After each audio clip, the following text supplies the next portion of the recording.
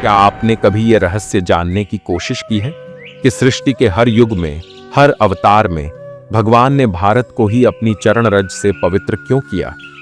क्यों नहीं वे किसी और देश में जन्मे? क्यों नहीं किसी और भूमि को अपनी लीलाओं का साक्षी बनाया? क्या यह कोई साधारण संयोग है या इसके पीछे छुपा है कोई ऐसा ब्रह्म रहस्य जिसे जान लेना स्वयं ईश्वर को जानने के समान है? आज हम उसी रहस्य के द्वार खोलने जा रहे हैं, उस दिव्यता के जिसमें छिपा है हमारे जन्म, हमारे धर्म और हमारे जीवन का वास्तविक उद्देश्य। ये वीडियो केवल देखने की वस्तु नहीं है, ये एक आत्मिक अनुभव है जो अगर एक बार हृदय में उतर गया तो आपकी सोच, आपकी नियति और आपका संपूर्ण जीवन बदल सकता है। इसलिए आग्रह है, इस वीडियो को पूरा देखें, एक भी क्षण स्किप न करें, क्योंकि हो सकता है यही वो क्षण हो जब श्री कृष्ण स्वयं आपके जीवन में उतरने की तैयारी कर रहे हों। और अगर दिल से जुड़े हैं तो कमेंट में सच्चे भाव से लिखिए, हे कृष्ण। यही एक पुकार आपके भीतर की आर्तता बनकर भगवान तक पहुंचेगी और उस क्षण से प्रारंभ होगी आपकी आत्मा की वो यात्रा जो आपको स्वयं भगवान के सान्निध्य तक ले जाएगी। तो आइए श्री कृष्ण की करुणा से इस दिव्य रहस्य के प्रकाश में प्रवेश करते हैं। भारत एक ऐसी भूमि जो मात्र एक देश नहीं बल्कि एक चेतना है। यह वह भूमि है जहां वनों में ऋषियों का तप गूंजता है, नदियों में पवित्रता बहती है और हर कण कण में अध्यात्म की गंध है। जब पृथ्वी पर पाप बढ़ता है, जब धर्म डगमगाने लगता है और जब मानवता कराह उठती है, तब भगवान किसी और देश को नहीं बल्कि इसी भारतवर्ष को चुनते हैं, क्योंकि यहाँ का कण कण उस दिव्यता को धारण कर पाने में समर्थ है। दुनिया में कई देश हैं जहां ताकत है, तकनीक है, धन है, पर जब बात आती है धर्म और आत्मा की तो भारत अकेला खड़ा दिखाई देता है। यह वही भूमि है जहां एक ही गांव में मंदिर, मस्जिद, गिरजाघर, गुरुद्वारा सब साथ रहते हैं और फिर भी एक किसान सुबह उठकर तुलसी को जल चढ़ाता है और शाम को गीता पढ़ता है। भगवान को ऐसे हृदय चाहिए जिसमें द्वेष नहीं, समर्पण हो। आओ मैं तुम्हें दिखाता हूं उस पुकार को, उस करुण स्वर को जिसने भगवान को स्वर्ग से भारत भूमि तक खींच लाया। हर युग की वह व्यथा जिसने प्रभु को मनुष्य के रूप में उतरने को विवश कर दिया। त्रेता युग, अयोध्या, जहां धर्म की पताका लहराया करती थी, जहां रघुवंश का तेज समस्त आर्यावर्त को आलोकित करता था, वहीं एक समय ऐसा आया जब अधर्म रावण के रूप में सिर उठाने लगा। उसका घमंड इतना बढ़ गया कि वह स्वयं ब्रह्मा को चुनौती देने लगा। उस समय अयोध्या के एक शांत राजकक्ष में कौशल्या मां, एक सामान्य स्त्री नहीं बल्कि संपूर्ण स्त्री जाति की पीड़ा का प्रतीक, दीपक के सामने आंखें मूंदे बैठी थीं।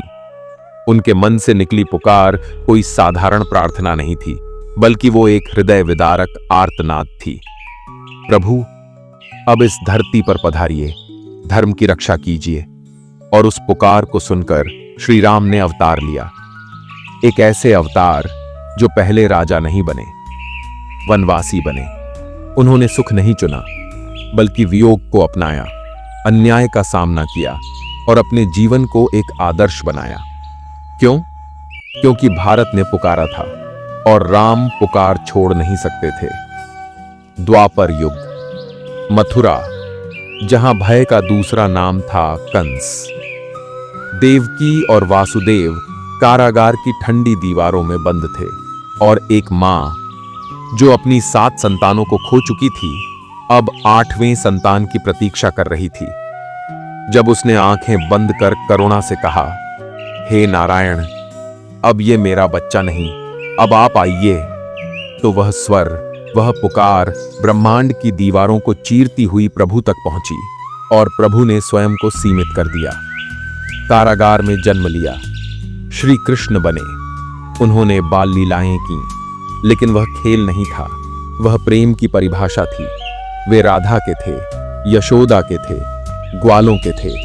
लेकिन अंततः वे उस रणभूमि के भी थे जहां अर्जुन धर्म के द्वार पर खड़ा कांप रहा था। श्री कृष्ण ने वहां गीता का उपदेश दिया, जीवन का सत्य दिया। क्यों? क्योंकि कुरुक्षेत्र की भूमि ने पुकारा था, हे माधव, आओ, धर्म संकट में है। और भारत जब भी पुकारता है, कृष्ण दौड़ कर आते हैं। कलयुग की शुरुआत। कपिलवस्तु का एक राजकुमार सिद्धार्थ जब पहली बार नगर भ्रमण को निकलते हैं तो उनके नेत्र उस सत्य से टकराते हैं जिसे आम लोग अनदेखा कर देते हैं, दुहक, रोग और मृत्यु। उस क्षण उनके भीतर कुछ टूटता नहीं, कुछ जागता है।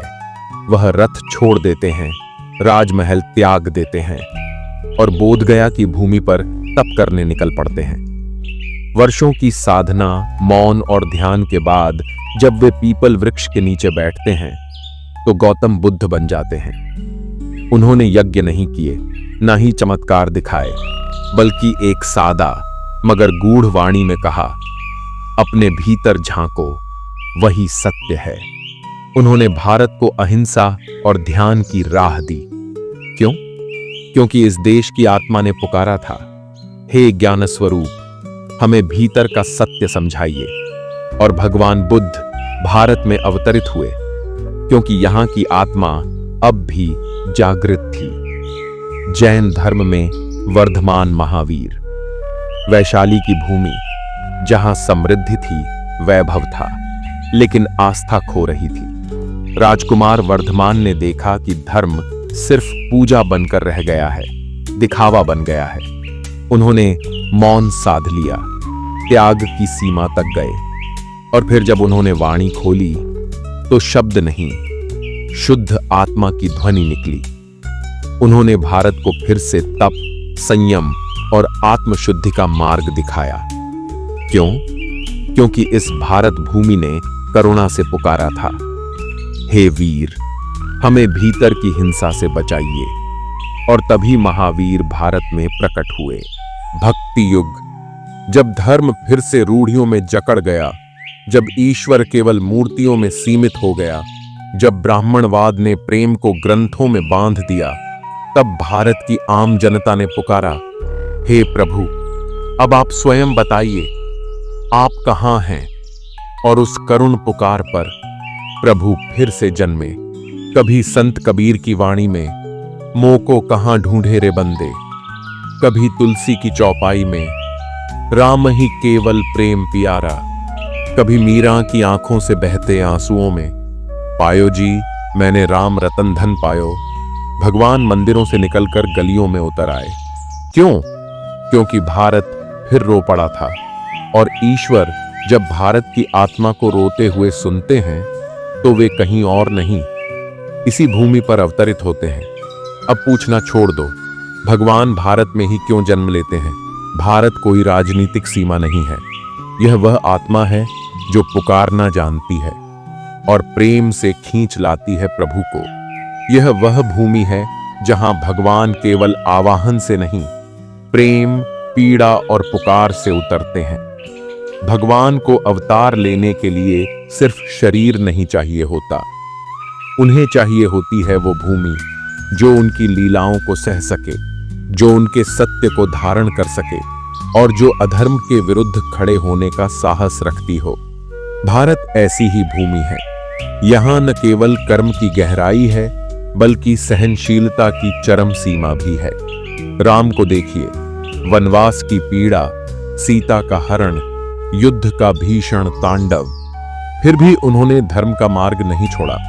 श्री कृष्ण को देखिए, कंस के कारागार से लेकर महाभारत के युद्ध तक उन्होंने हर परिस्थिति में धर्म की प्रतिष्ठा की। भारत के पास सिर्फ मिट्टी नहीं, आत्मा है। यह धरती केवल धरती नहीं, यह धर्म की गोद है। यहीं वेदों का जन्म हुआ, यहीं उपनिषदों की गूंज हुई और यहीं श्रीमद्भगवद गीता जैसी दिव्य वाणी का प्राकट्य हुआ। जब भगवान को ऐसा स्थान चाहिए जहां वे संपूर्ण ब्रह्मज्ञान को किसी योग्य पात्र को दे सकें, तो वो भारत को चुनते हैं, क्योंकि यहां अर्जुन होते हैं जो युद्ध भूमि में खड़े होकर भी आत्मा के प्रश्न पूछते हैं। यही नचिकेता होते हैं जो मृत्यु से भी ब्रह्म विद्या मांगते हैं। यही मीरां होती है जो प्रेम में ईश्वर को पा लेती है। और यही कबीर होते हैं जो दोहे में ब्रह्म को बांध देते हैं। कहीं और ऐसा कौन पूछता है, मैं कौन हूं, आत्मा क्या है, मुक्ति किसे कहते हैं? यही भारत की पहचान है। यह मिट्टी केवल जीवन नहीं देती, यह मुक्ति का मार्ग भी दिखाती है। जब कृष्ण द्वारका छोड़ते हैं तो कुरुक्षेत्र को चुनते हैं। क्यों? क्योंकि वहीं धर्म और अधर्म का संघर्ष चरम पर होता है। जब राम अयोध्या छोड़ते हैं तो वनवास को अपनाते हैं। क्यों? क्योंकि भगवान वहां जाते हैं जहां उन्हें जरूरत होती है। और भारत वही भूमि है जहां हर युग में धर्म की परीक्षा होती है। भारत कोई जाति, भाषा या सीमाओं से बंधी भूमि नहीं है। यह एक सनातन चेतना है जो समय समय पर भगवान को खींच लाती है। श्री कृष्ण कहते हैं, जब जब धर्म की हानि होती है मैं अवतरित होता हूं। अब सोचिए, धर्म की सबसे अधिक परीक्षा कहां होती है? भारत में। और इसीलिए भगवान बार बार यहीं अवतरित होते हैं। भारत के पास सब कुछ नहीं है, पर उसके पास आत्मा है, भक्ति है, विश्वास है। यही वो गुण हैं जो भगवान को खींच लाते हैं। यहाँ की गोपियां राधा बन जाती हैं, यहाँ के ग्वाले सखा बन जाते हैं, यहाँ की माटी स्वयं लीला बन जाती है। यही भारत है जहां पग पग पर भगवान को अनुभव किया जा सकता है। दुनिया चाहे चांद पर चली जाए, तकनीक से चमत्कार कर ले, पर जब भगवान को अपना धाम बनाना होता है तो वे फिर से भारत को चुनते हैं, क्योंकि यह धरती उन्हें पुकारती है, आओ प्रभु, हमारी गोद फिर से पवित्र करो। और जब कोई देश भगवान को इस तरह बुलाता है तो भला वे कैसे ना आए? यह भारत ही है जहां बच्चे को पहला शब्द मां के बाद राम सिखाया जाता है। यह वही भूमि है जहां युद्ध भी धर्म की रक्षा के लिए होता है और मृत्यु भी मोक्ष का द्वार बन जाती है। यही वह राष्ट्र है जहां मृत्यु के समय लोग राम नाम सत्य है कहते हुए विदा होते हैं और जीवन भर कृष्ण की बंसी की मधुरता को अपना सखा मानकर जीते हैं। इस धरती की आत्मा में जो शुद्धता है वह स्वर्ग को भी स्पर्श कर लेती है। भगवान को चाहिए श्रद्धा, उन्हें चाहिए निश्चल प्रेम और उन्हें चाहिए वह आर्तता जो किसी भौतिक सुख से नहीं बल्कि आत्मा के गहरे आह्वान से उठती है। भारत के हृदय में यह आर्तता हर युग में रही है, इसीलिए वे बार बार आते हैं। भारत के गांवों में भले बिजली न हो, पर तुलसी के नीचे बैठा एक वृद्ध अपने कांपते होठों से जब हरे राम हरे कृष्ण झपता है तो वह आवाज सीधे वैकुंठ में गूंजती है। ध्यान दीजिए, जब श्री कृष्ण ने ब्रह्मांड का दर्शन करवाया तो उन्होंने कहां करवाया? गोकुल की उसी मां यशोदा को जो प्रेम की मूर्ति थी।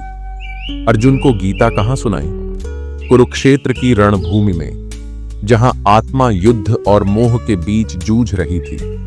उन्होंने अमेरिका, यूरोप या अरब को नहीं चुना, उन्होंने भारत को चुना, क्योंकि यही वह भूमि है जहां मनुष्य मृत्यु से नहीं मोह से डरता है और जहां तपस्वी जंगलों में नहीं हृदयों में बसते हैं। यहां धर्म केवल मंदिर में नहीं होता, यहां रसोई में रोटी बेलती स्त्री भी राम राम झपती है। यही वो देश है जहां भक्त सूतक और शुद्धता के बीच भी गंगा जल को अपनी आत्मा की शांति मानते हैं। और जब इतने गहराई से भगवान को अपने जीवन का हिस्सा बना लिया जाता है तो फिर भगवान को अवतरित होने के लिए कोई और भूमि क्यों भाए? ध्यान से सोचिए, जब बुद्ध जन्म लेते हैं तो यहीं लुम्बिनी में, जब महावीर आते हैं तो यहीं वैशाली और पावापुरी में, जब आदि शंकर जन्म लेते हैं तो यहीं केरल में। कबीर, तुलसी, नानक, चैतन्य, रामानुज, ये सब किसी एक जाति, एक क्षेत्र के नहीं थे। ये सब उस चेतना के वाहक थे जिसे हम भारत कहते हैं। इस भारत में जन्म लेना केवल संयोग नहीं है, यह सौभाग्य है, क्योंकि यह वह भूमि है जहां आप चाहे जितना भटक जाएं, अंत में ईश्वर तक पहुंचने का रास्ता हमेशा खुला रहता है। यह भूमि आपको आपके अंदर के कृष्ण से जोड़ती है। यह भूमि याद दिलाती है कि जीवन केवल खाना पीना नहीं, बल्कि आत्मा का परम सत्य से मिलन है। और यही कारण है कि भगवान को हर बार भारत की मिट्टी सुगंधित लगती है। यहीं के फूल उन्हें चढ़ाए जाते हैं, यहीं की गोमाता उनके चरण पखारती है, और यहीं की वाणी वसुदेवाय नमः आकाश को भी कंपित कर देती है। क्योंकि जब सारी दुनिया भूल जाती है कि धर्म क्या है, तो भारत ही याद दिलाता है कि भगवान केवल मूर्तियों में नहीं, वह हृदय की भावना में बसते हैं। और जब जब इस भावना की लौ मंद पड़ने लगती है, तब तब भगवान स्वयं इस भारत भूमि पर अवतरित होते हैं, अंधकार को हरने और सत्य की ज्योति को पुनः प्रज्वलित करने के लिए। जब भगवान अवतरित होते हैं तो वे केवल किसी युग को बदलने नहीं आते, वे उस चेतना को फिर से जागृत करने आते हैं जो मानव को पशुता से देवत्व की ओर ले जाती है। और इस दिव्य परिवर्तन की क्षमता केवल भारत के पास है, क्योंकि भारत वह भूमि है जहां अवतार को पूजते हुए भी मनुष्य अपने भीतर छिपे ईश्वर को खोजने का साहस करता है। यही कारण है कि कृष्ण यहाँ ग्वालों के संग नाचते हैं, राम यहाँ वनवास स्वीकार करते हैं, और शिव यहाँ श्मशान में ध्यान लगाते हैं। दुनिया के किसी भी कोने में ऐसा उदाहरण नहीं मिलेगा जहां भगवान ने खुद को इतने साधारण रूप में प्रस्तुत किया हो। केवल भारत ही ऐसा देश है जहां ईश्वर भी इंसान बनकर जन्म लेते हैं, ताकि हम जान सकें कि ईश्वरत्व भी एक जीवन पथ है, कोई कल्पना नहीं। भारत में जन्म लेना ईश्वर के सान्निध्य में जन्म लेने के समान है। यहाँ नदियों में बहता जल केवल जल नहीं होता, वह तीर्थ बन जाता है। यहाँ पहाड़ केवल पत्थर नहीं होते, वे कैलाश बन जाते हैं। यहाँ वृक्ष केवल छाया नहीं देते, वे पीपल बनकर भगवान का वास बन जाते हैं। आप सोचिए, जिस भूमि पर श्री राम ने अपने चरण रखे, श्री कृष्ण ने लीलाएं की, बुद्ध ने ज्ञान प्राप्त किया, महावीर ने आत्म संयम का संदेश दिया, गुरु नानक ने एकत्व का उद्घोष किया। उस भूमि पर जन्म लेना क्या केवल भाग्य है? नहीं, यह ईश्वर का विशेष वरदान है।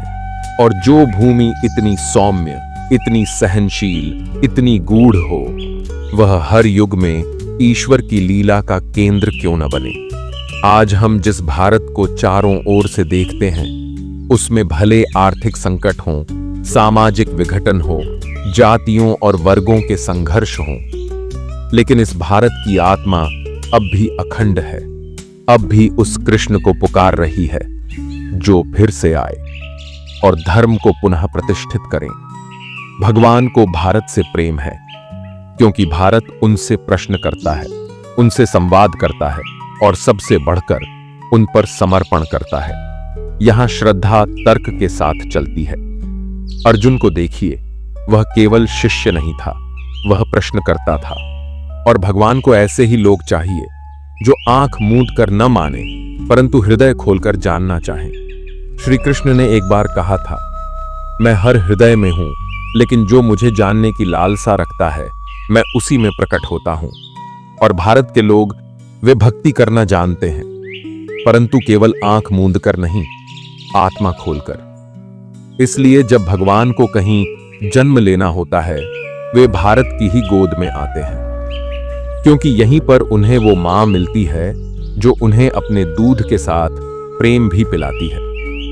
यहीं उन्हें वो मित्र मिलते हैं जो उन्हें भगवान नहीं, माखन चोर और गोपाल कहते हैं। यहीं उन्हें वो युद्ध भूमि मिलती है जहां वे केवल युद्ध नहीं लड़ते, बल्कि आत्मा को उसके धर्म से जोड़ते हैं।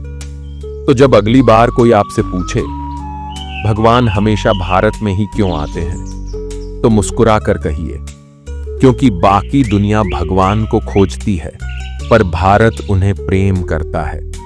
और प्रेम जहां होता है, वहां भगवान खुद चलकर आते हैं। मित्रों, अगर आपने इस वीडियो को अंत तक देखा है, तो यह सिर्फ एक वीडियो नहीं था, यह आपके भीतर छिपी चेतना की पुकार थी। यह श्री कृष्ण की कृपा थी, जो किसी न किसी रूप में आज आपके जीवन तक पहुंची है। अब यह आप पर निर्भर है क्या आप इस संदेश को यहीं रोक देंगे या इसे अपने जीवन में उतारकर औरों तक भी पहुंचाएंगे?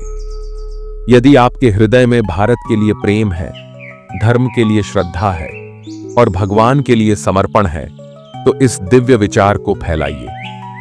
इस वीडियो को शेयर कीजिए ताकि हर वह आत्मा जो भटक रही है उसे भी यह मार्गदर्शन मिल सके। और कमेंट में सच्चे भाव से एक बार जरूर लिखिए, हे कृष्ण।